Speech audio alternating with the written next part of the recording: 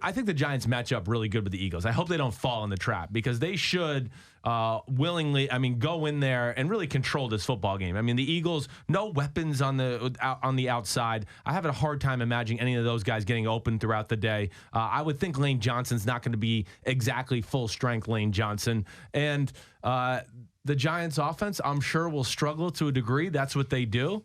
But Eli's smart, and I think Eli's going to get his game together here. He certainly looked better last week.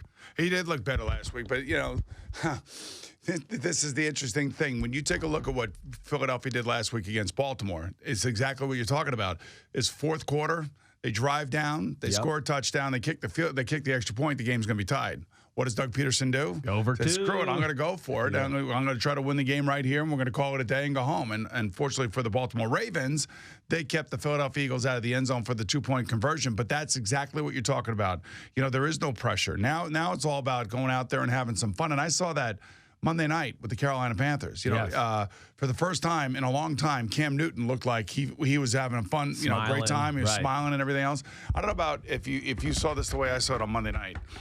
Cam Newton's not the same player he was last year, and it's because of the way that they're calling games and the way now they feel like they have to protect him. Mm-hmm. And with all the noise coming out of Carolina from Game 1 against the Denver Broncos on Thursday night, all the way through the season where he did get knocked out in the game against the Atlanta Falcons with a concussion. Yep.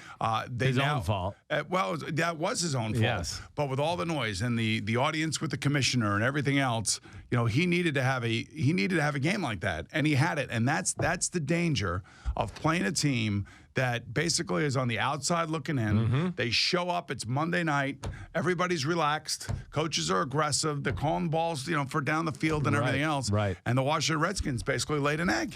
Without a doubt, laid an egg. And that's a good thing for the Giants, actually. Because that means there's quite possibly Week 17 won't mean anything for either team. Right. And as long as the Giants take care of business tonight. So the Giants have, on Thursday night, Giants have a huge game Thursday night. Everything's on the line for them. They have not accomplished anything yet.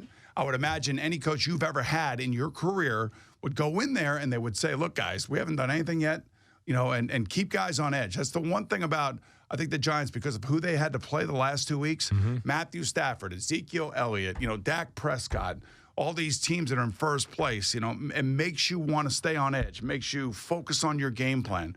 And now comes a short week.